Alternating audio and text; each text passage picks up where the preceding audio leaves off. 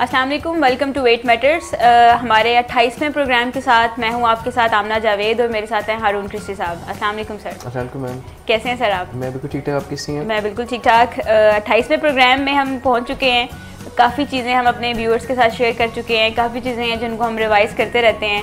हर दफ़ा हम कोई ना कोई बात ऐसी करते हैं कि जिसमें हम भी जो है काम कर रहे होते हैं, हमारे साथ जो है प्रोग्राम देखने वाले भी उसको जो है फॉलो कर रहे होते हैं। सो सबसे पहले तो मैं आपसे जानना चाहूँगी कि आप प्रोग्रेस में कहाँ तक पहुँचे? मेरी प्रोग्रेस जो है वो एज़ यूजुअल अच्छी जा रही है। हार्ड वर्क डेफिनेटली करना पड़ता है, but with the passage of time चीज़ें बहुत ज़्यादा हैबिट्स के अंदर कन्वर्ट हो गई हैं। सो जैसा शुरू में बहुत ज़्यादा मुश्किल लग रहा होता, वैसा हिसाब अब नहीं रहा और स्लो एंड स्टडीली जो है वो चीज़ें मूव ऑन कर रही है। प्रोग्रेस आगे की तरफ जा रही है, तो इसका मतलब ये है कि जब भी आप वेइंग मशीन पे खड़े होते होंगे तो एक अंदर से एक खुशी यस मिलती होगी कि यस। It varies. अगर तो वेइंग मशीन बता रही होती कि कुछ कम हुआ तो खुशी मिल रही होती, और जब वो बताती कि नहीं ज़रा ज़्यादा हो गया तो फिर ज़रा थोड़ी सी मोटिवेशन, थोड़ा सा लो भी फील करते हैं डेफिनेटली, और थोड़ी सी motivation for that day generate होती है कि इसको थोड़ा सा स्टेबल करना। कॉन्टीन्यूसली चेक करने के सबसे ज़्यादा फ़ायदा ही यही होता है कि अगर आप कुछ पॉइंट्स भी अगर वेट गेन करें तो आपको अंदाज़ा फ़ौरन से हो जाता है कि इसको मैंने सेटल डाउन करना है। सो डेफिनेटली अगर आप इसको रोज़ चेक कर रहे हैं, ईजी एक्सेस में वेइंग मशीन पड़ी हुई तो चीज़ें कंपैरेटिवली ईजी रहती हैं। सो उसको मैंने अपने लिए ज़रा ईजी बनाया हुआ है। इसका मतलब ये हैबिट डेवलप करना जो है वो काफ़ी ज़्यादा हेल्पफुल रहा है, जो कि हम बारहा बात करते हैं कि वज़न जो है वो रोज़ाना चेक करें, लेकिन ज़्यादातर लोग जो है वो रोज़ाना चेक करने के चक्कर में नहीं पड़ते, क्योंकि रोज़ाना चेक करने का मतलब है कि रोज़ाना आपको एक मैसेज मिल रहा है कि अगर आप बढ़ रहे हैं या कम हो रहे हैं या उधर ही रुके हुए हैं। सो वी ऑलवेज़ वांटेड, हम हमेशा चाहते हैं कि हम जो है वो आगे की तरफ बढ़ें, कभी रुके हुए या पीछे की तरफ जाना हमें अच्छा नहीं लगता। सो इस चीज़ से बचने के लिए भी, इस पेन से बचने के लिए भी लोग जो अक्सर हैं वो वज़न रोज़ाना चेक करने की तरफ नहीं जाते। तो हम अपने प्रोग्राम का आज आगाज़ इस बात से करते हैं कि एक तो ये कि अपना वज़न चेक करना, जो खास तौर पे वो लोग जो कि वज़न के मसले से दो चार हैं, वज़न को कम करने में लगे हुए हैं, या अगर कोई वज़न बढ़ाने में है और उसके लिए कोशिश कर रहा है तो वज़न रोज़ाना चेक करना शुरू कर दें। इससे वज़न कम तो नहीं होगा, लेकिन आपको मैसेज ज़रूर मिलता जाएगा कि अच्छा अभी आपको वर्क करने की ज़रूरत है। अगर कोई कम होने की तरफ जा रहा है तो आपको डायरेक्शन पता चल जाएगी कि आप राइट डायरेक्शन में जो है वो चल रहे हैं। सो हम बहुत सी नई चीज़ें जो है वो आपके साथ डिस्कस करते हैं, और पिछले प्रोग्राम से हमने एक नया आपके साथ टॉपिक स्टार्ट किया है कि कैसे आपके इर्द गिर्द के माहौल में या कैसे आपके खाने के स्क्रिप्ट्स जो है वो डिफ़ाइन करते हैं कि आप कितना खाना खाएंगे, आप कम खाएंगे, आप ज़्यादा खाएंगे। हमने अपने पिछले प्रोग्राम में बात की कि ईटिंग स्क्रिप्ट्स जो हैं वो क्या चीज़ होती है। ईटिंग स्क्रिप्ट से हमने डिफ़ाइन किया कि कैसे हमारे इर्द गिर्द का माहौल, कोई साथ हमारे साथ बैठा हुआ है तो वो एक स्क्रिप्ट की फॉर्म में, एक मूवी की शक्ल में चलता है कि जब तक वो स्क्रिप्ट चल रहा है तब तक हम खाना खा रहे हैं, जब तक कि वो इवेंट चल रहा है तब तक हम खाना खा रहे हैं।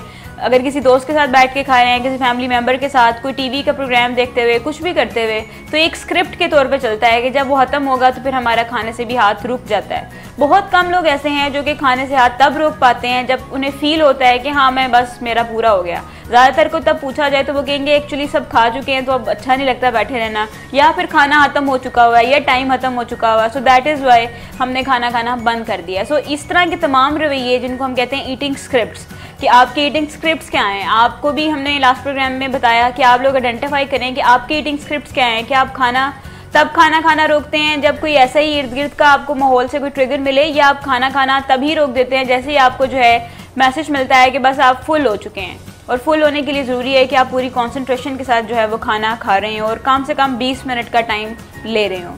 और फिर उन स्क्रिप्ट्स को कैसे रीस्क्रिप्ट किया जा सकता है, उस पर हमने बातचीत की कि कैसे उनको रीस्क्रिप्ट किया जा सकता है कि आप टेबल पे बैठने वाले सबसे आखिरी बंदे हों, खाना जो है वो स्लो स्पीड में खाएं, बस थोड़ा सा और लेने की तरफ जो है वो परहेज़ करें। अक्सर जब हम फैमिली फ्रेंड्स या ये सब मिल के बैठ के खाना खाते हैं तो कोई एक पर्सन ऐसा ज़रूर होता है कि थोड़ा सा बेटा और ले लो, आधी रोटी और ले लो, तो इससे परहेज़ किया जाए। और खाना अगर कोई पर्सन चाइनीज़ फूड ले रहा है या ऐसा कोई फूड ले रहा है जो कि आप चम्मच से खाने की बजाय आप उसको फोक से खाएं, और अगर कोई चीज़ फोक से है तो चाइनीज़ तो चूँकि उसको स्टिक से खाते हैं तो ये स्पीड आपकी स्लो डाउन कर देता है। सो ये रीस्क्रिप्टिंग के जो है वो तरीके हमने आपसे डिस्कस किए। फिर उसके अलावा हमने बातचीत की कि क्या दूसरों के साथ खाना खाने से जो है वो हमारा ओवर ईटिंग का टेंडेंसी बढ़ जाती है, तो इस पर हमने बातचीत की कि बिल्कुल ऐसा होता है, लेकिन ये हमेशा ऐसा नहीं होता। ये डिपेंड करता है कि आप किसके साथ खाना जो है वो खा रहे हैं। अगर तो आप किसी नए कोलीग के साथ खाना खा रहे हैं, अगर तो आप अपनी फियांसे के साथ खाना खा रहे हैं, अगर तो आप किसी गर्लफ्रेंड के साथ खाना खा रहे हैं, तो इट डिपेंड्स कि आप खाना स्लो खाएंगे, क्योंकि इंप्रेशन बनाना होता है। फिर उसमें डिफरेंट रिसर्चेस हम लोगों ने आपके साथ शेयर की कि ज़्यादा खाना खाने वाले जो है मेल्स, उनको कैसा कंसीडर किया गया और कम खाना खाने वाले फीमेल्स के नज़र में वो कैसे थे। एंड रिसर्चेस जो है वो उसमें बड़ा क्लियर कट उसके रिजल्ट जो है वो हमने आपके साथ डिस्कस किए।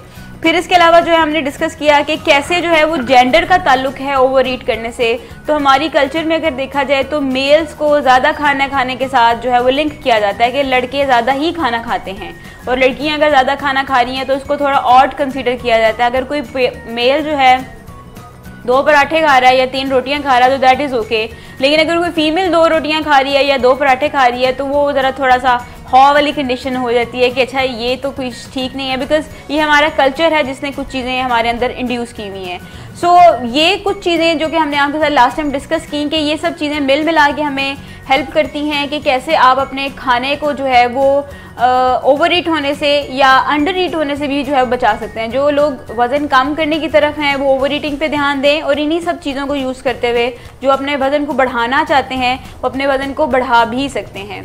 सो इसी को हम आगे कंटिन्यू भी करेंगे कि किस तरह से बहुत सी इर्द गिर्द की चीज़ें, किस तरह से हमारा उठना बैठना खाना पीना जो है किस तरह का खाना आप खा रहे हैं, किस माहौल में आप खा रहे हैं, इन सब का हमारे खाने पे क्या ताल्लुक असर पड़ता है, इसके ऊपर हम आज बातचीत करेंगे।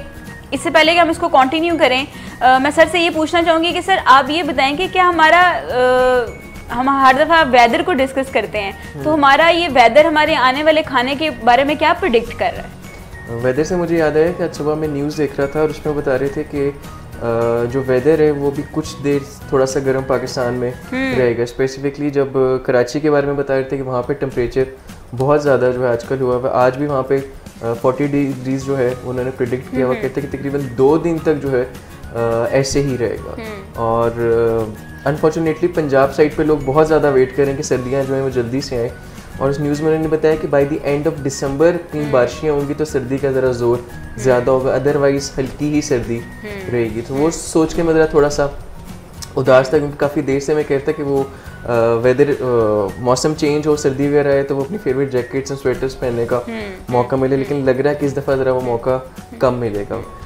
वेदर का जो है वो खाने पीने के साथ भी बहुत शदीद किस्म का रोल होता है, और हम अपने कल्चर में भी देखते हैं कि जैसे वेदर चेंज होता है तो हमारे ईटिंग पैटर्न्स भी चेंज हो जाते हैं। साइंस ने ये चीज़ प्रूव की है कि जब समर्स होता है गर्मियों में खाने की टेंडेंसी जो है वो कम होती है, जबकि विंटर्स में जो है वो बढ़ जाती है।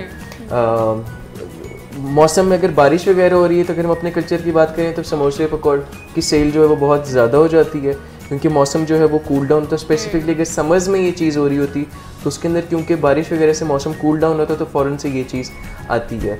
रेस्टोरेंट्स की तरफ भी ज़्यादा जो रश होता है वो विंटर्स में होता है। फॉर एग्जांपल अगर हम पाकिस्तान की बात करें तो समर्स में आफ्टरनून्स में तो बिल्कुल भी रेस्टोरेंट्स वगैरह ज़्यादा वर्कआउट नहीं कर रहे होते, जबकि विंटर्स में जो है वो पाकिस्तान में रहते हुए स्पेशली अगर हम पंजाब साइड की बात करें तो रेस्टोरेंट्स जो हैं वो काफ़ी वर्कआउट आफ्टरनून टाइम्स में भी जो है ओवर दी लंचेस वगैरह भी कर रहे होते हैं। बल्कि मैं थोड़ा बहुत देख रहा था कि जो रेस्टोरेंट्स हैं उन्होंने अपनी लंच डील्स वगैरह जो है बूफे डील्स वगैरह जो वो introduce over the span of 7 days जो है वो करना स्टार्ट कर दी, जैसे जैसे वेदर जो है वो चेंज हो रहा है। सो वेदर का भी जो है वो बहुत मेजर इन्फ्लुएंस जो है वो होता है, और हमें अंडरस्टैंड करने की जरूरत है कि वेदर कैसे इसको प्ले कर रहा होता है। वेदर्स स्लिपरी बहुत ज़्यादा हमारे लिए होते हैं, स्पेशली जो सर्दी का मौसम होता है उसके अंदर बहुत फ्राइड चीज़ें, सूप्स वगैरह, इसकी इनटेक जो है वो बहुत ज़्यादा बढ़ जाती है, जबकि समर्स में ये इनटेक जो है वो कंपैरेटिवली कम होती है। लेकिन समर्स में जूसेस, वाटर इनटेक ये कंपैरेटिवली ज़्यादा होती है।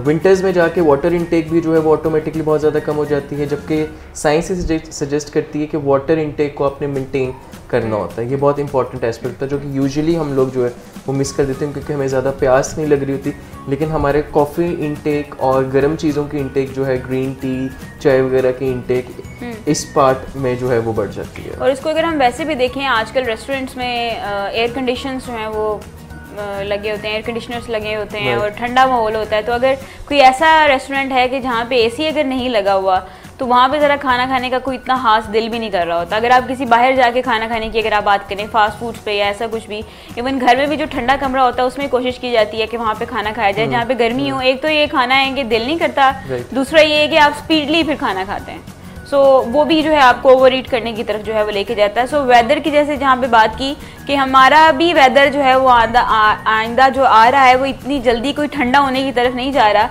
सो टू सम एक्सटेंट ये हेल्पफुल इस लिहाज से भी है कि अगर इतनी जल्दी ठंडा नहीं हो रहा तो it means you have a chance कि आप अपने वजन पे काम अभी भी कर सकते हैं, बिकॉज सर्दी जो है वो आपकी एपेटाइट को इंक्रीज़ कर देती है, आपकी भूख को बढ़ा देती है, और जो गर्मी है वो आपको कम भूखा बनाती है। उसमें आप ज़्यादातर जो है वो प्यास की तरफ ज़्यादा जाते हैं, वाटर इनटेक की तरफ ज़्यादा जाते हैं, लिक्विड इनटेक ज़्यादा होता है, भूख जो है वो ज़्यादा नहीं लगती, कार्बोहाइड्रेट्स की क्रेविंग जो है वो ज़्यादातर सर्दी में होती हैं, कार्ब्स की एंड फैट्स की क्रेविंग जो है वो ज़्यादातर सर्दी में होती हैं।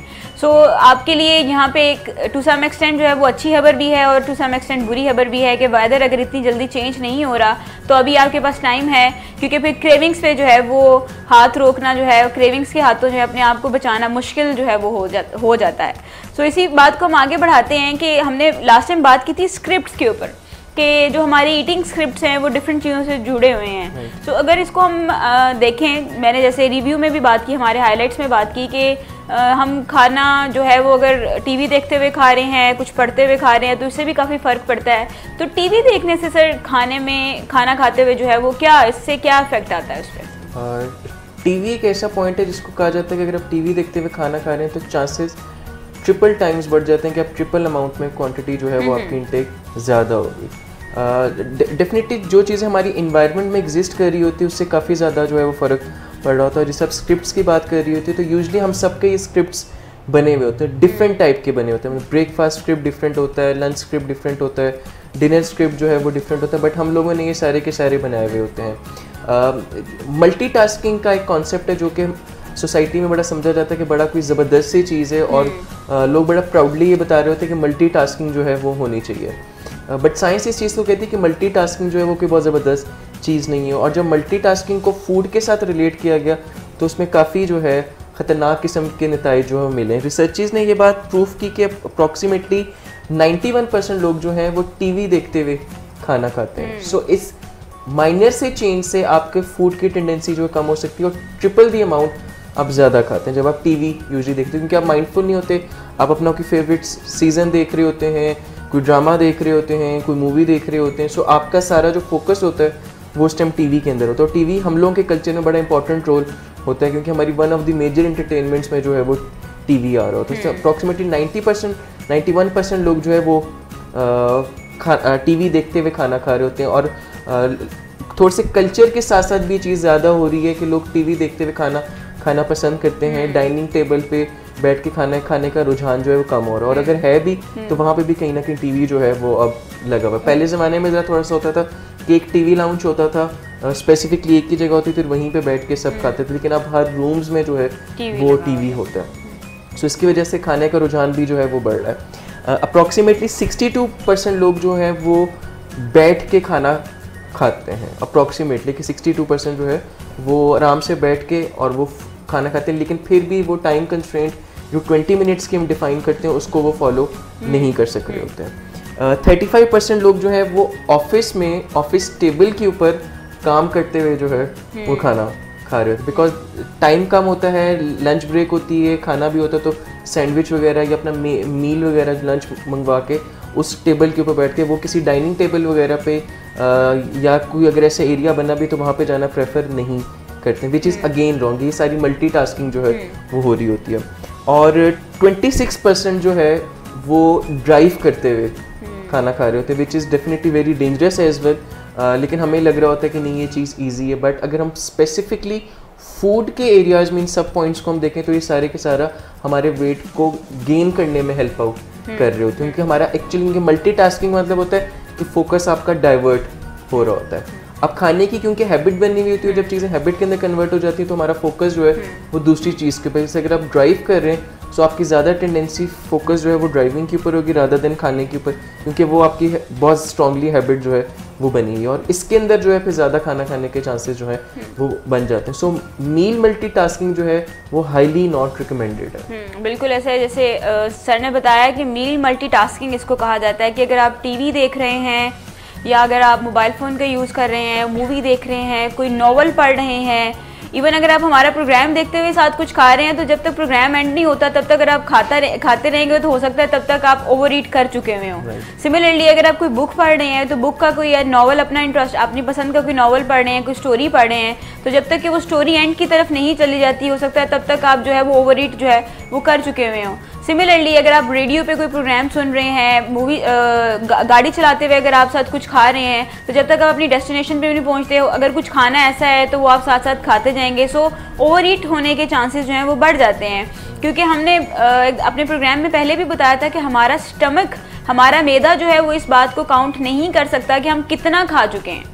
हमारा मैदा बिल्कुल भी इस चीज़ को नहीं बताता कि हम कितना खा चुके हैं। उसको कम से कम 20 मिनट रिक्वायर होते हैं ये सिग्नल भेजने में, लेकिन हम चूंकि ज़्यादातर स्पीडली खाना खा रहे होते हैं। दूसरा ये कि जब हम डिस्ट्रैक्शन के साथ खाते हैं, यानी ध्यान हमारा 2 से 3 चीज़ों की तरफ होता है, तो फिर तो बिल्कुल भी हमें ये सिग्नल इतनी आसानी से नहीं मिलता और हम जो है ओवर ईट कर जाते हैं, क्योंकि हमारा हाथ जो है वो कहीं और है, ध्यान हमारा कहीं और है।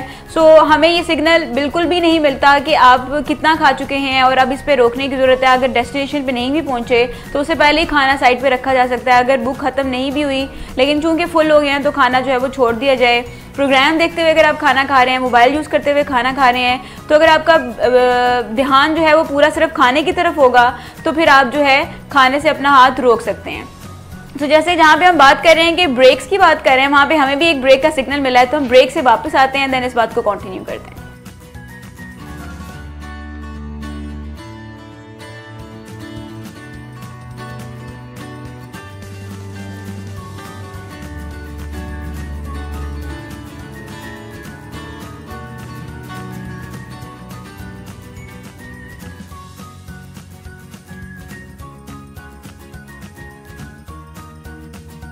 वहम और वसवसों का इंसान के साथ बहुत चोली दामन का साथ रहा है और अज़ल से इंसान इसमें गिरफ़्तार होता रहता है।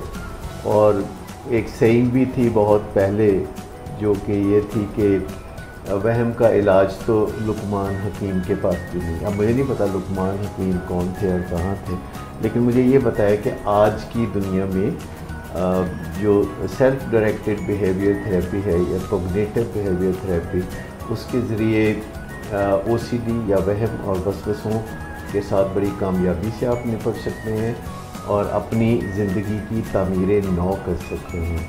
अगरचे ये बहुत कोई मुख्तसर काम नहीं या ऐसा नहीं है कि आप कुछ दवा लें कुछ दिन के लिए तो फिर आप बिल्कुल ठीक ठाक हो जाए। अगरचे दवाएं मदद करती हैं वक्ती तौर पर और वहम और वसवसों से होने वाली अजियत को कम करती हैं, लेकिन ये दवाएं क्योरेटिव नहीं होती। Curative self directed behaviour therapy है जो कि 5 स्टेप्स का एक फार्मूला है, जिसे हम पहले 4 स्टेप्स हमने डिज़ाइन किए थे, लेकिन अब एक एक्स्ट्रा स्टेप पॉलिशिंग स्टेप है जिसे तामीर नौ का स्टेप कहते हैं, वो भी साथ शामिल किया है ताकि ये गारंटेड हो जाए कि OCD या वहम और वसवसों का दोबारा आपकी ज़िंदगी पे गलबा ना। कहने को थोड़ी सी टेक्निकल सी बात है कि वर्किंग मेमोरी क्यों हम बता रहे हैं, पर आप देखें कि बच्चों के प्रॉब्लम्स में सबसे हाईलाइटेड प्रॉब्लम आजकल ये आ रहा है कि ये पढ़ता नहीं है। तो हो सकता है कि आपके बच्चे में ये एग्जीक्यूटिव स्किल्स जिसको वर्किंग मेमोरी कह रहे हैं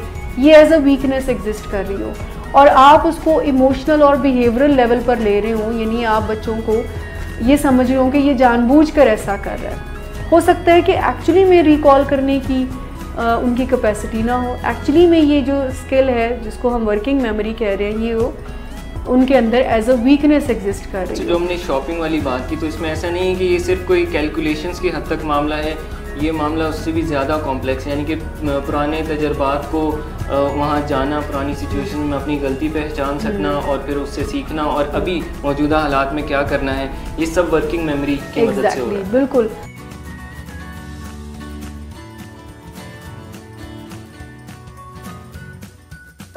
Lahore,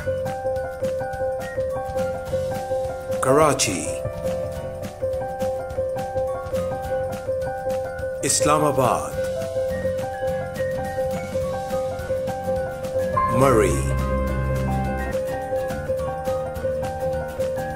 Across the nation, this is Willing Ways, Pakistan.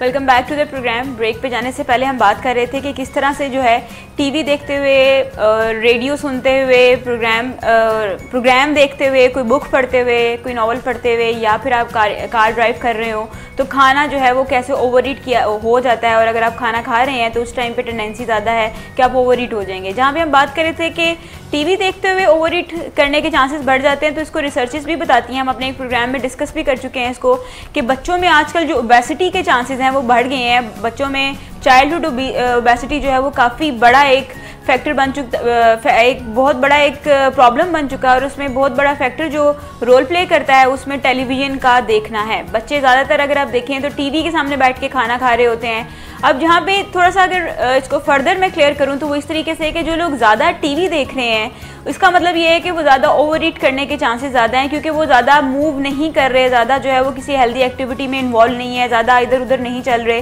सो जो लोग कम टीवी देखते हैं उनमें स्किनियर होने के चांसेस जो हैं, यानी पतला होने के चांसेस जो हैं वो कम है। अब यहाँ पे टीवी आजकल मैं अगर बताऊँ तो TV doesn't mean just TV है, यहाँ पे लैपटॉप का यूज़ भी आ जाता है, यानी जितना भी सोशल मीडिया आप अगर आप मोबाइल फ़ोन के थ्रू भी जो है यूज़ कर रहे हैं, क्योंकि बहुत से लोग जो हैं अगर आप देखें तो मोबाइल यूज़ पकड़ के बैठे हुए हैं, उस पर अगर फेसबुक ऑन है या सोशल मीडिया का कोई, या अगर आपने यूट्यूब ऑन की हुई है, साथ साथ खा रहे हैं, साथ साथ जो है वो यूज़ किया जा रहा होता है। बच्चों में भी आजकल यही रुझान है आईपैड्स का या टैब्स का यूज़ करना, साथ गेम खेली जा रही है, और गेम्स आजकल ऐसी चलती हैं जो कि ख़त्म ही नहीं होती, जिनके लेवल्स कभी भी ख़त्म नहीं होते, ऐसी ऐसी गेम्स चल रही होती हैं। सो गेम्स साथ साथ खेलना और साथ साथ जो है वो खाना खाना, तो चाइल्डहुड ओबेसिटी में एक बहुत बड़ा रोल जो है वो इसका भी है। और अगर देखा जाए तो यही चाइल्डहुड ओबेसिटी आगे बड़ी एज में जो है अडल्ट ओबेसिटी में कन्वर्ट होती है। सो आप अपने ऊपर फोकस करेंगे कि आप तो ऐसी कोई गलती नहीं कर रहे कि आप टीवी देखते हुए या कुछ भी ऐसा काम जो कि कंसंट्रेशन रिक्वायर्ड करता है, खाना खास तौर पे आपसे टाइम रिक्वायर्ड करता है कि 20 मिनट रूल अपने लिए बना लें कि मैंने कम से कम 20 मिनट ज़रूर देने हैं खाने को, और उसके बाद जो है फिर उसके कोई और काम जो भी आपने करना है वो करें। ये अगर हम कहें कि टाइम नहीं है हमारे पास और हमें ये करना ही है, तो इट मीन्स कि हमें टाइम उसको मैनेज नहीं करना आता। ऐसा पॉसिबल नहीं है कि 24 घंटे में हम 20 मिनट सुबह, 20 मिनट दोपहर और 20 मिनट रात अपने लिए ना निकाल सकते हो। सो ये आपके ऊपर डिपेंड करता है कि आप उसको कितना अच्छा मैनेज करते हैं। इसी को हम आगे बढ़ाते हैं। जैसे सर ने बात की कि स्क्रिप्ट्स की, और जहाँ पे सर ने बात की कि ये इसका ताल्लुक जो है वो हमारे टीवी वगैरह या खाने पीने का जितना भी ताल्लुक हमारे स्क्रिप्ट्स के साथ जुड़ा हुआ होता है। तो मैं सर आपसे जानना चाहूँगी कि ये ईटिंग स्क्रिप्ट्स के पीछे एक्चुअली में क्या मैकेनिज्म है जो वर्क कर रहा होता है? अच्छा, ईटिंग स्क्रिप्ट्स के पीछे बड़ा बेसिक से एक एलिमेंट होता है जिसको हम बोलते हैं हैबिट। हमारी जो आदतें होती हैं वो इसके पीछे जो है वो वर्कआउट काफ़ी ज़ोरदार तरीके से कर रही होती है। बट अनफॉर्चुनेटली क्योंकि हमें पता नहीं होता कि हैबिट्स कैसे वर्कआउट कर रही होती हैं, हैबिट्स को सीखते कैसे, तो इस वजह से हम अपने उन स्क्रिप्ट्स के ऊपर भी काम नहीं कर सक रहे होते। और जो चीज़ हमारे हाथ में होती है वो हमारी विल पावर होती है, हम विल पावर के थ्रू वो काम करने की कोशिश कर रहे होते हैं। बट अनफॉर्चुनेटली विल पावर की रियलिटी ये कि वो डिप्लीट हो जाती है with the passage of time, कम पड़ जाती है बिल्कुल। सो हैबिट कैसे काम करती है उसका अंडरस्टैंड करना जो है बहुत ज़्यादा ज़रूरी है। एक दफ़ा हम उसको अंडरस्टैंड कर लें तो हम एक बेहतर स्क्रिप्ट्स बनाना जो है वो हमारे लिए इजी हो जाता है, बिकॉज ये एक फाउंडेशन होती है जो हमारी आदतें होती हैं। हैबिट्स की जब हम बात करते हैं तो इसका एक बहुत ही बेसिक सा एक डिज़ाइन होता है जो साइंस ने हमें प्रोवाइड कर दिया, जिसको हैबिट लूप कहा जाता है। और उस हैबिट लूप के बेसिकली 3 एंड्स होते हैं। एक एंड को हम लोग बोलते हैं cue, then comes the routine और फिर रिवॉर्ड। ये जब तीनों एंड्स कंप्लीट होते हैं तो हमारी एक हैबिट फॉर्म होती है। चीज़ों को जब हम बार बार कर रहे होते हैं इन रेपिटेशन, तो उसको हम बेसिकली हैबिट बोल रहे होते हैं। क्यू मतलब यहाँ पे CUE वाला क्यू आएगा, एग्जैक्टली, यानी कि किसी ना किसी तरह का कोई इशारा, कोई ट्रिगर। एग्जैक्टली। क्यू जो होते हैं वो साइंस ने डिफाइन किया कि बेसिकली 5 कैटेगरीज में होते हैं। इर्रिस्पेक्टिव ऑफ कि हमारी आदत अच्छी है या बुरी है, क्यूज हमारे हमेशा 5 कैटेगरीज में जो है डिवाइड होते हैं। वो कैटेगरीज जो हैं वो टाइम, प्लेस, पर्सन, इमोशंस और प्रीसीडिंग एक्शन। एक दफ़ा दोबारा मैं रिपीट कर देता हूँ, टाइम, प्लेस, पर्सन, इमोशंस और प्रीसीडिंग एक्शंस होते हैं। अच्छा, अब ये सारी चीज़ें जो है वो कैसे क्यों बनते हैं, जिसको मैं थोड़ा सा क्विकली बता देता हूँ कि फॉर एग्जांपल जैसा टाइम हमारे लिए जो है कि हमें पता होता है, अगर हम इस प्रोग्राम की बात करें कि 3 o'clock ये प्रोग्राम जो है स्टार्ट करना, तो हमें क्यों मिल रहे होते हैं कि आप अभी जो है वो ऑन एयर जाने वाले हैं और हम प्रिपेयर बिल्कुल हो जाते हैं, जैसे हमें ब्रेक का क्यों मिलता है। एग्जैक्टली तो ये सारे के सारे टाइम रिगार्डिंग जो है वो क्यूज होते हैं। सुबह जब अलार्म क्लॉक बजता है तो हमें क्यों मिलता है कि टाइम टू वेक अप, सुबह होगी। जब तक वो नहीं बजता तो हम लोग सो रहे होते हैं। इसी तरीके से हमारे जो ब्रेकफास्ट, लंच, डिनर, इसके भी क्यूज टाइम रिगार्डिंग होते हैं कि सुबह 8 बजे हम ब्रेकफास्ट करते हैं, 2 बजे हम लोग जो लंच करते हैं, 8 बजे हम लोग डिनर करते हैं। 9 बजे क्यों मिलता है मुझे, 9 बजे क्यों मिलता है कि वो खबरें देखने का जो है टाइम है, अपडेट्स लेने का टाइम है। सो इस तरह जो क्यूज होते हैं ये टाइम रिलेटेड हो सकते हैं। फिर जगह, कि हम किसी एक सर्टेन जगह के ऊपर हैं तो हमें वहाँ से क्यूज जो है वो मिल रहे होते हैं। फॉर एग्जांपल अगर मैं मैकडॉनल्ड्स जाऊँगा तो मुझे वहाँ से क्यों मिलेगा कि कोई खाने की जगह है और यहाँ पे मुझे कुछ खाना, मुझे कभी वहाँ से ये क्यों नहीं मिलेगा कि ये यहाँ से मैंने कोई शर्ट्स बाय करनी है। exactly. तो वो मैं यूनिवर्स की शॉप पे जाऊँगा या कैम्ब्रिज की शॉप पे जाऊँगा तो मुझे वहाँ पे वो वाला क्यों मिलेगा कि यहाँ से शर्ट बाय करनी है, वहाँ पे मुझे मैकडॉनल्ड्स का क्यों नहीं मिलेगा यहाँ पे कुछ खाना। सो जो जगह होती है वो हमें क्यूज दे रही होती हैं। हम ऑफिस में होते हैं तो हम एक बड़ी डिफरेंट सी सेटिंग में होते हैं, हमारा बातचीत करने का तरीका, हमारा डील करने का तरीका, बिकॉज हम एक प्रोफेशनल एंड में होते हैं। लेकिन हम जब ऑफिस से निकलते हैं, घर पे होते हैं, तो फिर हम ज़रा थोड़े से कैजुअल हुए हुए होते हैं। सो जो जगहें होती हैं वो भी हमारे लिए ट्रिगर्स बनती है। टाइम, प्लेस, फिर पर्सन आते हैं, लोग, कि हम जैसे लोगों में होते हैं उसका हम पे बहुत ज़्यादा इन्फ्लुएंस होता है। अगर मेरी गैदरिंग में ऐसे लोग हैं जिनको खाने का बहुत ज़्यादा शौक है तो टेंडेंसी इज़ वेरी हाई कि मैं भी खाऊंगा। अगर मेरी गैदरिंग में ऐसे लोग रहते हैं जिनको गिटार प्ले करने का बहुत ज़्यादा शौक है तो मेरे अंदर वो टेंडेंसी बहुत ज़्यादा डेवलप हो जाएगी कि मैं गिटार प्ले करूँगा। अगर मेरी गैदरिंग में ऐसे लोग हैं जिनको बुक रीडिंग का बहुत ज़्यादा शौक है तो देयर आर हाई चांसेस कि मैं भी बुक रीडिंग जो है वो स्टार्ट कर दूँगा। सो हम जैसी गैदरिंग में होते हैं हम वैसे काम जो है वो करना पसंद करते हैं और हम उसको जल्दी अडॉप्ट करते हैं। फोर्थ वन कम्स इमोशंस, कि हमारे जो जज्बात होते हैं वो बड़ा इंपॉर्टेंट रोल प्ले कर रहे होते हैं और वो हमसे कोई ना कोई चीज़ करा रहे थे। कि जब हम खुश हैं तो एक टाइम पे जब मैं बहुत खुश होता था तो मेरे खाने की ज़रा ज़्यादा हो जाती थी, खाना ज़्यादा खाता था।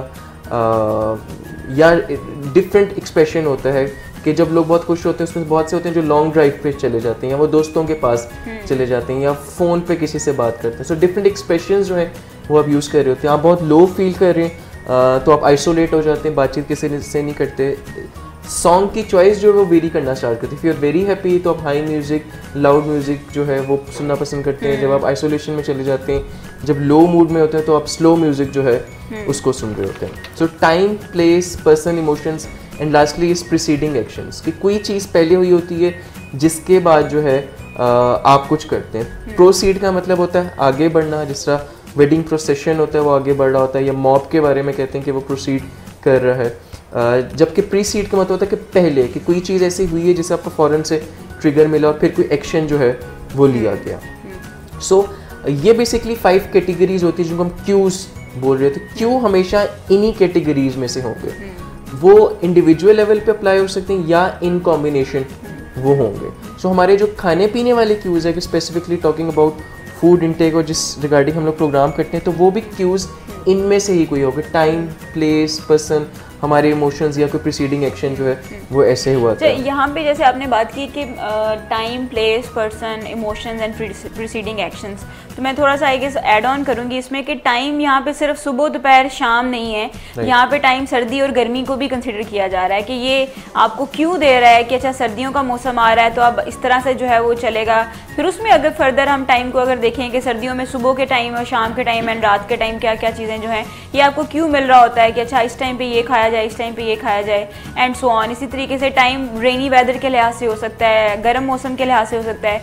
ये सब भी टाइम के ही उसमें आई गेस उसमें आते हैं कि ये क्यों देते हैं आपको कि इस टाइम पे जो है वो ये किया जाए। जैसे कि 3 बजे का टाइम आपको कहता है कि वेट मैटर्स देखने का टाइम है, तो जो लोग 3 बजे वेट मैटर्स देखते हैं उनको 3 बजे क्यों मिलता है कि अब वेट मैटर्स का टाइम हो गया। और अगर जो है वो मिसाल के तौर पे अगर ये क्यों ना मिलता हो, ये इनविटेशन ना जाता हो, ये इवेंट क्रिएट ना होता हो, तो आपको ये नहीं पता। हाँ, रैंडमली अगर देख लिया लिया तो देख लिया, अदरवाइज क्यों ना मिले तो आपकी ये हैबिट जो है डेवलप ना हो। जो लोग इसको रेगुलरली फॉलो करते हैं, जो लोग इसको इस प्रोग्राम के अलावा भी अगर आप किसी प्रोग्राम को भी फॉलो करते हैं, सो इट मीन्स कि आपको कोई ना कोई क्यू है जो कि आपकी हैबिट को डेवलप करने में हेल्प दे रहा है। एग्जैक्टली, स्पेसिफिकली अगर इस एग्जांपल को लें और आप और मैं इसको अप्लाई करें तो हम लोग टाइम का हम लोगों को होता है कि 3 बजे यहाँ होना है, प्लेस का होता है स्टूडियो, और पर्सन होता है कि आपने और मैंने एक दूसरे के साथ जो है करना है। सो डे का भी होता है हमें, और डे का भी होता है। टाइम, प्लेस, पर्सन जो है वो बेसिकली ये 3 ट्रिगर्स जो है हमारा इन कॉम्बिनेशन जो है मिल रहे होते हैं। सो ये जो ट्रिगर्स होते हैं इन 5 कैटेगरीज में इन कॉम्बिनेशन, जिससे मैं बता रहा था वैसे भी जो है ये एग्जिस्ट कर रहे होते हैं। So first thing is Q. हमें सबसे पहले इन्वायरमेंट से क्यू मिलता है। क्यू मिलने के बाद जो हम काम कर रहे होते हैं उसको हम रूटीन बोलते हैं। ये प्रोग्राम जो हम कर रहे हैं this is routine. Alarm clock सुबह बजता है और हम उठ के जो जाके करते हैं उसे टीथ ब्रश वगैरह, ये भी डेफिनेटली हैबिट में बना हुआ था। फिर लोग बहुत दफ़ा जो है सर्टेन टाइम से 15 मिनट पहले या हाफ एन आवर का जो पहले अलार्म लगाते हैं, जिसको स्नूज करते करते करते जो है फिर हम उठ जाएंगे। उन लोगों की भी ये हैबिट जो है वो बनी हुई होती है।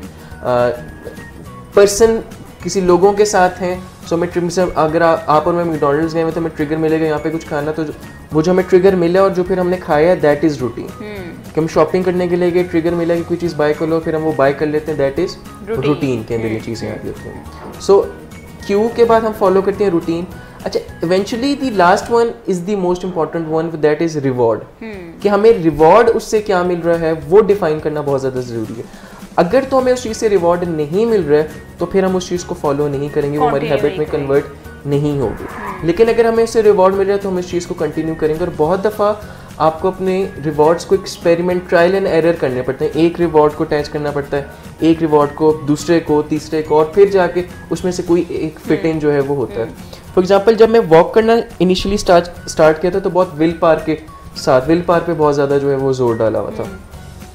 बट हफ्ते 1.5 हफ्ते बाद वो विल पावर जो है डिप्लीट कर गया। मैंने कहा यार ये तो बहुत ज़्यादा जो है मुश्किल काम है। तो उसके साथ फिर मैंने रिवॉर्ड अटैच किया। मैंने सोचा क्या रिवॉर्ड हो सकता है। सो मेरे जहन में है कि हाँ, मुझे क्योंकि म्यूज़िक सुनने का बहुत ज़्यादा शौक है, सो वो जो मेरा घंटा था वो मैंने अपने म्यूज़िक के लिए कि वॉक करते हुए म्यूज़िक सुनूंगा, और अगर वॉक नहीं करूँगा तो मैं म्यूज़िक नहीं सुनूंगा। सो उसके पीछे इनिशियली जो है, क्योंकि मैंने म्यूज़िक सुनना ही सुनना, तो मैंने वॉक करने फिर जाना ही जाना है। और with the passage of time daily routine में जब वो चीज़ हो रही थी तो फिर वो कन्वर्ट हो गई।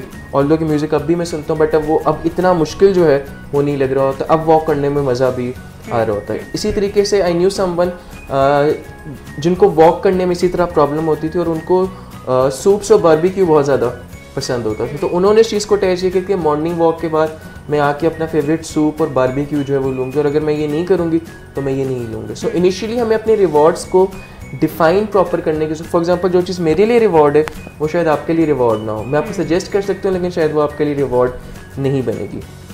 सो हमें रिवॉर्ड्स को बहुत प्रॉपरली डिफाइन करते हुए जो है, अगर आप प्रॉपरली रिवॉर्ड को डिफाइन कर लिया तो फिर आपकी हैबिट के अंदर जो है वो कन्वर्ट होना स्टार्ट हो जाएगी। ये लूप जो है वो एक दिन चलता है, फिर दूसरे दिन चलता है, फिर तीसरे दिन चलता है। एंड साइंस जो है वो इस बात को कहती थी कि अप्रॉक्सीमेटली 30 डेज लगते हैं। अगर हम किसी चीज़ को कॉन्टीन्यूसली करें तो वो हमारी हैबिट के अंदर जो है वो कन्वर्ट हो जाती है। सो इनिशियली डेफिनेटली वो मुश्किल लगती है, बट वक्त गुजरने के साथ साथ जो वो हमारी आदत के अंदर जो है कन्वर्ट हो जाती है। बिल्कुल, इसमें जो आपने लास्ट पार्ट बताया है, पहला पार्ट हमने बात की कि क्यों, यानी कि कोई ना कोई ऐसा इशारा, चाहे वो वक्त का है, चाहे वो प्लेस का है, चाहे वो पर्सन का है, कि किसी खास पर्सन के साथ हैं, किसी खास जगह पे हैं, या किसी खास तरह की इमोशनल जज्बात से जो है वो गुजर रहे हैं। बहुत खुशी का लम्हा भी हो सकता है, बहुत दुख का भी हो सकता है, एक्साइटमेंट का भी हो सकता है, किसी की बर्थडे भी हो सकती है, ये भी किसी का क्यों हो सकता है ओवर ईट करने का, किसी की शादी भी हो सकती है, एंड इस तरह से बहुत से और। एंड फिर उसके बाद प्रोसीडिंग एक्शन के, यानी कोई ऐसा इवेंट जो है वो पहले हुआ और उसके बाद फिर आप ओवर ईट की तरफ गए हो।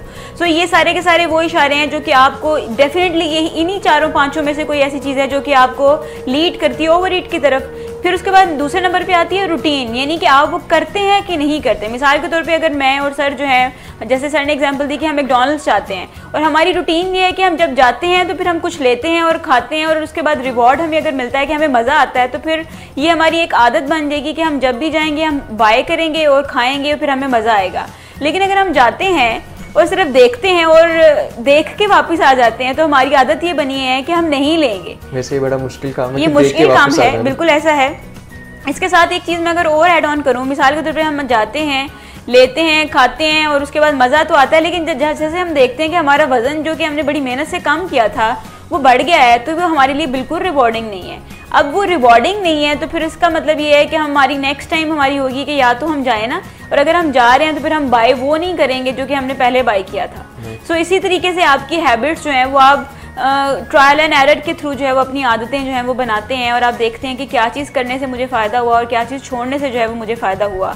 सिमिलरली वेट मैनेजमेंट में भी आपको खाने की आदतें, अच्छी आदतें डेवलप करने में, आप ओवर ईट कर रहे हैं या नहीं कर रहे हैं, हमारी ईटिंग स्क्रिप्ट जो है वो हमारी हैबिट की ताकत है, पावर ऑफ हैबिट से जो है वो बनते हैं कि क्या किस तरह की हैबिट आपकी डेवलप है। आपकी अगर हैबिट ये डेवलप है कि खाना खाते हुए टीवी ही देखना है, कोई मोबाइल का यूज़ ही करना है, तो इसका मतलब ये है कि वो आपकी आदत बनी हुई है, तो you need to work on that. In a reverse case आपको रिवर्स लेके आने की ज़रूरत है उसमें कि वो रूटीन जो है वो चेंज करें। और अगर मैं यहाँ पे सर से हेल्प लेना चाहूँगी कि क्या ऐसा है कि हमने अगर किसी हैबिट को चेंज करना है तो उसमें हमें क्यू और रिवॉर्ड को चेंज किए बगैर हम सिर्फ रूटीन को चेंज करते हैं। This is the only thing जिसमें हम वर्कआउट करके, क्योंकि क्यूज तो time, place, person, emotions, preceding action से हमें मिलते रहेंगे, और रिवॉर्ड हमें इवेंचुअली चाहिए, क्योंकि जब तक हमें रिवॉर्ड नहीं मिलेगा तो हैबिट जो फॉर्म नहीं हो सकती।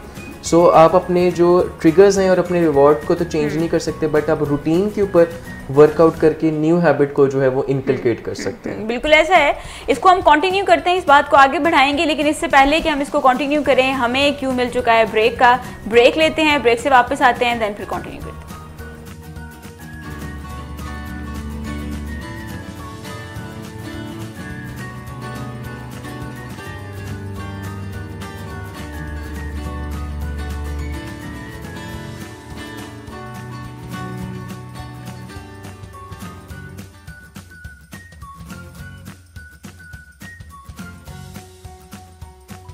ये वहम और वसवसों का इंसान के साथ बहुत चोली दामन का साथ रहा है, और अज़ल से इंसान इसमें गिरफ़्तार होता रहता है। और एक सही भी थी बहुत पहले जो कि ये थी कि वहम का इलाज तो लुकमान हकीम के पास भी नहीं। अब मुझे नहीं पता लुकमान हकीम कौन थे और कहाँ थे, लेकिन मुझे ये बताया कि आज की दुनिया में जो सेल्फ डायरेक्टेड बिहेवियर थेरेपी है या कॉग्निटिव बिहेवियर थेरेपी, उसके ज़रिए ओसीडी या वहम और वसवसों के साथ बड़ी कामयाबी से आप निपट सकते हैं और अपनी ज़िंदगी की तामीर नौ कर सकते हैं। अगरचे ये बहुत कोई मुख्तसर काम नहीं, या ऐसा नहीं है कि आप कुछ दवा लें कुछ दिन के लिए तो फिर आप बिल्कुल ठीक ठाक हो जाए। अगरचे दवाएं मदद करती हैं वक्ती तौर पर और वहम और वसवसों से होने वाली अजियत को कम करती हैं, लेकिन ये दवाएं क्योरेटिव नहीं होती। Curative self directed behaviour therapy है जो कि 5 स्टेप्स का एक फार्मूला है, जिसे हम पहले 4 स्टेप्स हमने डिज़ाइन किए थे, लेकिन अब एक एक्स्ट्रा स्टेप पॉलिशिंग स्टेप है जिसे तामीर नौ का स्टेप कहते हैं, वो भी साथ शामिल किया है ताकि ये गारंटेड हो जाए कि ओसीडी या वहम और वसवसों का दोबारा आपकी ज़िंदगी पे गलबा ना। कहने को थोड़ी सी टेक्निकल सी बात है कि वर्किंग मेमोरी क्यों हम बता रहे हैं, पर आप देखें कि बच्चों के प्रॉब्लम्स में सबसे हाईलाइटेड प्रॉब्लम आजकल ये आ रहा है कि ये पढ़ता नहीं है। तो हो सकता है कि आपके बच्चे में ये एग्जीक्यूटिव स्किल्स जिसको वर्किंग मेमोरी कह रहे हैं ये एज अ वीकनेस एग्जिस्ट कर रही हो, और आप उसको इमोशनल और बिहेवियरल लेवल पर ले रहे हो, यानी आप बच्चों को ये समझ रहे हो कि ये जानबूझकर ऐसा कर रहा है। हो सकता है कि एक्चुअली में रिकॉल करने की उनकी कैपेसिटी ना हो, एक्चुअली में ये जो स्किल है जिसको हम वर्किंग मेमोरी कह रहे हैं ये वो उनके अंदर एज अ वीकनेस एग्जिस्ट कर रही है। जो हमने शॉपिंग वाली बात की, तो इसमें ऐसा नहीं है कि ये सिर्फ कोई कैलकुलेशंस की हद तक मामला है, ये मामला उससे भी ज़्यादा कॉम्प्लेक्स है। यानी कि पुराने तजर्बात को वहाँ जाना, पुरानी सिचुएशन में अपनी गलती पहचान सकना और फिर उससे सीखना और अभी मौजूदा हालात में क्या करना है, ये सब वर्किंग मेमोरी की मदद से हो रहा है। बिल्कुल।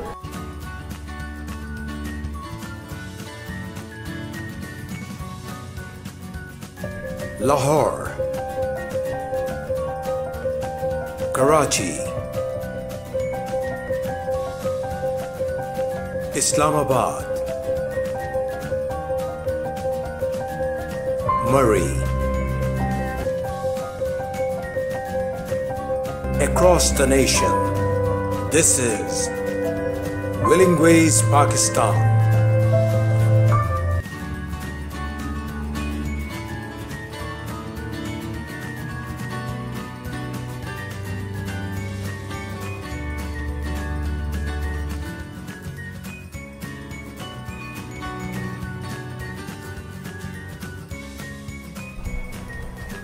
Welcome back to the program. Break पे जाने से पहले हम बात कर रहे थे कि किस तरह से आदत जो है वो बनती है और कैसे उसको आप बदल सकते हैं। जैसे बाकी आदतों के साथ साथ खाने की भी आदत बनती है और ये खाने की आदत ही जो है वो हमारे ईटिंग स्क्रिप्ट्स को, हमारे खाने के स्क्रिप्ट्स को जो है वो डिफ़ाइन करती है। तो जिसमें हमने बात की कि कैसे क्यूज़, रूटीन एंड रीइंफोर्समेंट्स यानी कि रिवॉर्ड्स जो हैं वो हमारे खाने की आदत को बनाते हैं और कैसे आप जो है सिर्फ रूटीन को बदल के अपने खाने की आदत को बदल सकते हैं। तो इसी बात को हम आगे बढ़ाते हैं कि जैसे सर हमने बात की कि हमारी क्यूज़ पे हमने बात की, टाइम, प्लेस, इन सब चीज़ों का असर होता है। सो इसका मतलब है कि आप जब हम टाइम की बात करें, हम प्लेस की बात करें, एनवायरनमेंट की बात करें, तो इट मीन्स कि एनवायरनमेंट भी कोई रोल प्ले करती है। एनवायरनमेंट का अगर हम स्पेसिफिकली डिफ़ाइन करें तो वो क्या रोल प्ले करती है खाने में? इन्वायरमेंट से अगर हम ये लेंगे, हम किस जगह बैठ के खाना खा रहे हैं तो उससे बड़ा फ़र्क जो है वो पड़ रहा होता है। स्पेसिफिकली अगर मैं रेस्टोरेंट्स के एंड पे जाके बात बताऊँ तो उससे भी बहुत ज़्यादा फ़र्क पड़ रहा होता है। फॉर एग्जांपल रिसर्चर्स ने ये बात साबित की है कि अगर आप इटालियन रेस्टोरेंट्स को उन्होंने कंपेयर किया चाइनीज़ रेस्टोरेंट्स के साथ और उसकी इन्वायरमेंट के साथ। इटालियन रेस्टोरेंट्स में होता है कि लो लाइट होता है, लो म्यूज़िक होता है, कलर कॉम्बिनेशन जो यूज़ हो रहे होते हैं वो लाइट यूज़ होते हैं। तो साइंस ये कहती है कि अगर ऐसी इन्वायरमेंट है जहाँ पे लाइट म्यूज़िक यूज़, और म्यूज़िक का भी बहुत मेजर जो है वो इन्फ्लुएंस होता है, कलर्स, लाइटनिंग जो है वो लाइट हुई हुई है, कलर जो है वहाँ पे यूज़ हो लाइट में, तो वहाँ पे ज़्यादा देर तक स्टे करने के चांसेस जो है वो बढ़ जाते हैं। और ऑन एवरेज जो है वो 11 मिनट्स जो है वो वहाँ पे ज़्यादा स्टे कोई करता है। सो अगर कोई ज़्यादा स्टे किसी जगह पे कर रहा है, इसका मतलब है कि उसको ट्रिगर्स जो हैं वो ज़्यादा मिलते रहेंगे। क्योंकि वो घर से ये प्लान करके रहा है कि मैंने डेजर्ट जो है वो नहीं खाना और मैंने स्टैंड पे काम करना, तो वो आपको उससे जो है वो ट्रिगर मिलता रहेगा और आप डेजर्ट जो है वो खा लेंगे। या अगर आपने खाना कम खाना है, सो इन्वायरमेंट की वजह से आप वो खाना जो है वो ज़्यादा खा लेंगे। ऑन दी अदर एंड अगर हम देखें कि ऐसे रेस्टोरेंट्स वगैरह जहाँ पे डार्क कलर्स यूज़ हुए होते हैं, जहाँ पे म्यूज़िक बहुत ज़्यादा लाउड होता है, जहाँ पे लाइटिंग बहुत ज़्यादा शार्प होती है, बहुत ज़्यादा कलर्ड होती है, सो वहाँ पे टाइम स्पेंड करने के चांसेस जो हैं वो कम हो जाते हैं। Again it is not a good news because of the fact कि अगर आप टाइम कम स्पेंड कर रहे हैं, विच मीन्स कि अगर आप लेस देन 20 मिनट्स वहाँ पे स्पेंड करें तो आपके खाने लेस देन 20 मिनट्स में आप खाना खा रहे हैं तो वो भी आपके लिए हेल्पफुल, क्योंकि आपको सिग्नल नहीं मिल रहा होगा और वो सिग्नल आपको 20 मिनट्स के बाद ही मिलेगा। सो इन बिटवीन आप 20 मिनट्स तक, जब तक आपको बाय द टाइम वो सिग्नल मिले तो आप ओवर ईट जो है वो कर चुके होते हैं। सो दोनों टाइप की इन्वायरमेंट्स जो है वो आपके लिए सेफ नहीं होती हैं और आपको बहुत कॉन्शियसली, बहुत माइंडफुली जो है उस चीज़ के ऊपर वर्कआउट करना पड़ता है। आपकी ये अंडरस्टैंडिंग होनी चाहिए कि आप किस तरह के रेस्टोरेंट में जा रहे हैं। अगर ये अंडरस्टैंडिंग्स आपको पहले से हो तो फिर डेफिनेटली आप इन चीज़ों को कंट्रोल कर सकती हैं। They are not more powerful than you yourself. मेरे ख्याल में फिर बेस्ट एटमॉस्फेयर तो घर में खाना खाने का ही हो सकता है। इट डिपेंड्स अपॉन कि अगर आपके डाइनिंग रूम में अगर कलर्स रेड यूज़ हुआ हुआ है या डार्क येलो यूज़ हुआ हुआ है तो अगेन आप खाना जो है वो तेज़ खाएंगे। अगर वाइट कलर यूज़ हुआ हुआ है तो आप खाना जो है वो स्लो खाएंगे। देन इट डिपेंड्स अपॉन कि आप किन लोगों के साथ खा रहे हैं। फिर जो आपने रीस्क्रिप्ट करने के बारे में बताया था, सो डिफरेंट फैक्टर्स आपस में जो है it's like a puzzle, jigsaw puzzle की तरह के डिफरेंट पीसेस जो हैं वो आपस में मिलते रहते हैं और आप जैसे इन्वायरमेंट में बैठे हैं उसका फिर बहुत मेजर रोल जो है होता है। प्लस फिर लोग उसके अंदर आ जाते हैं। फिर हमने अपने पिछले प्रोग्राम्स में बताया था कि आप जहाँ पे बैठे हुए खा रहे हैं तो वहाँ पे जो आप यूटेंसिल्स वगैरह यूज़ हो रहे हैं उससे बहुत ज़्यादा फ़र्क हो जाता है। तो ये सारे कॉम्बिनेशन बेसिकली जो इन सब का थोड़ा थोड़ा रोल जो है वो होता है। सो अगर आप कॉन्शियसली ये चीज़ें सीख लें तो फिर आप इन चीज़ों को डेफिनेटली जो है वो इजीली कंट्रोल जो है वो कर सकते हैं। इसका मतलब जो लोग कहते हैं कि फ़लाँ रेस्टोरेंट में बड़ा मज़े का खाना था, एक्चुअली में साइंस इसको कहती है कि एटमॉस्फेयर जो है वो ज़्यादा बड़ा रोल प्ले करता है instead of the food taste. खाने के टेस्ट से ज़्यादा आपका एटमॉस्फेयर जो है वो रोल प्ले करता है। एग्जैक्टली अगर आप फास्ट फूड रेस्टोरेंट्स की बात करें तो वो डिज़ाइंड ही इस वे में होती है। आप नोट डाउन करें किसी भी फास्ट फूड रेस्टोरेंट के बारे में सोचते हैं वहाँ पे डार्क कलर्स जो हैं वो यूज़ होंगे, वहाँ पे हार्ड सर्फेसेस की बजाय मेरे ख्याल में हम उसको अगर ब्राइट कलर्स बोलें तो ब्राइट कलर्स यूज़ हुए होते हैं। हार्ड सर्फेसेस जो हैं वो वहाँ पे बहुत ज़्यादा जो है वो नज़र आ रही होती हैं। जबकि आप अगर रेस्टोरेंट्स वाले एंड की तरफ जाएँ तो वहाँ पे फिर आपको डिफरेंट। सो बेसिकली ये जब कंस्ट्रक्ट भी रेस्टोरेंट्स होते हैं तो ये सारी की सारी ये स्टडीज़ जो है वो हुई होती हैं जो लोग जो है उसको डिफ़ाइन करते हैं और उसके बाद जाके रेस्टोरेंट्स डिफ़ाइन करते हैं। बट अगर आप इतने स्मार्ट इनफ हों कि आप इस चीज़ को पहले से सीख लें, और जिससे हम अपने व्यूअर्स की हेल्प कर रहे होते हैं कि उनके ये अगर अंडरस्टैंडिंग बेटर डेवलप हो जाए तो फिर आप जो है वो उनसे ज़्यादा स्मार्ट जो है वो प्ले कर सकते हैं। बिल्कुल, आप सोच रहे होंगे कि क्या करें हम तो ऐसे रेस्टोरेंट्स में जा सकते हैं जहाँ पे फास्ट फूड है, ना हम ऐसे रेस्टोरेंट्स में जा सकते हैं जहाँ पे कोई एम्बियंस जो है वो बड़ी स्लो सी है, लाइट सी है, डिम लाइट है और लाइट सा म्यूज़िक है, तो हम फिर क्या करें?